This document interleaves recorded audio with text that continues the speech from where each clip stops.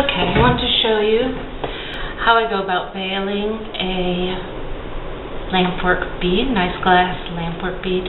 I'm just right now straightening out this wire a little bit because it came right off this loop. I like to use this large loop because it gives me something to grab onto, hold onto while I'm baling the bead, and you'll see that in a minute. I'm going to hit it. It's just a tiny touch with this emery board. Make sure there's no burrs or anything on here, although it will be out of the way once it's baled up. Alright, and I'm picking up a little rondelle bead. I'm going to put the top of the bead, which I have to decide which is the top, up at this end. So one little rondelle bead here. These are sterling silver. And another one on the other end. I want to be sure you can see what that looks like. I like these beads because they have a little bit of give. So if there's any pressure, the pressure goes onto the silver rather than onto the bead. And also they fit very nicely right down into the end of the bead hole. Alright, I'm going to make a little loop on the end of this. Just a little loop. You might prefer using a head pin. You might want to make a little spiral. Anything you want to do is fine. I just make this little loop.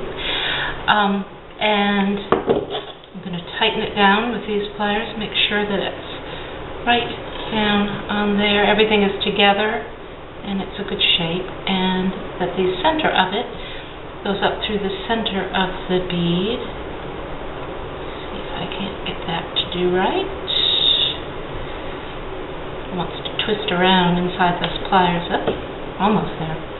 Okay, let's see, one more time. I'm trying to show you, and I consequently can't see so well as I would like to. There we go. So it's a nice little loop, put together, bent up, so it goes straight through the bead. And I just push the bead right down onto that. Make sure that these little beads seat inside the hole of the Lampwork bead nicely. Take this, push it all down together, make sure everything's where it needs to be.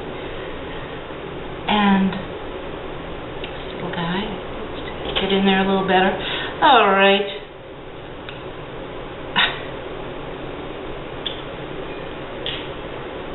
Okay. And I'm going to just bend this over slightly around the tip of these pliers. And then I'm going to make a fairly large loop on here. You don't have to make a large loop. I'm doing this because I will put it on a cord, but sometimes people prefer to move it to a chain or something else. So I'll make sure that they have room to fit it on anything they want to fit it on.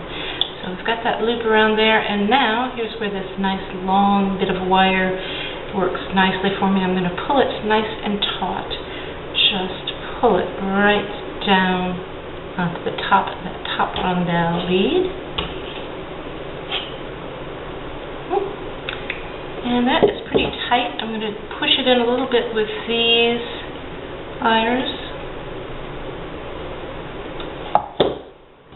Just pretty close, and cut it off close to that end.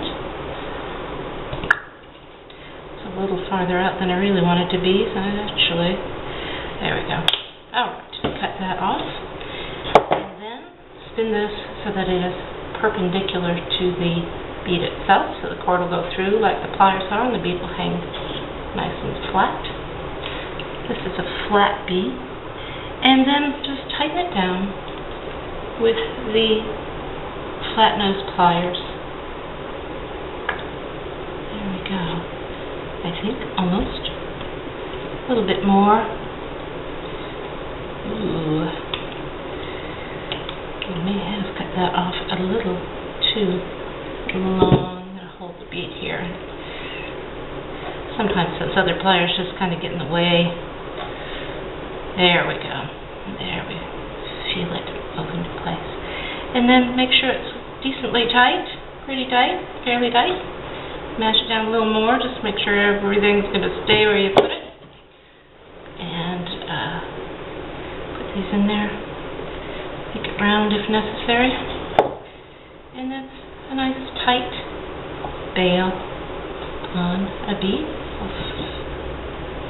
Go whichever direction you want. It's got still a little bit of movement, but it's not going to spin around. It'll stay pretty much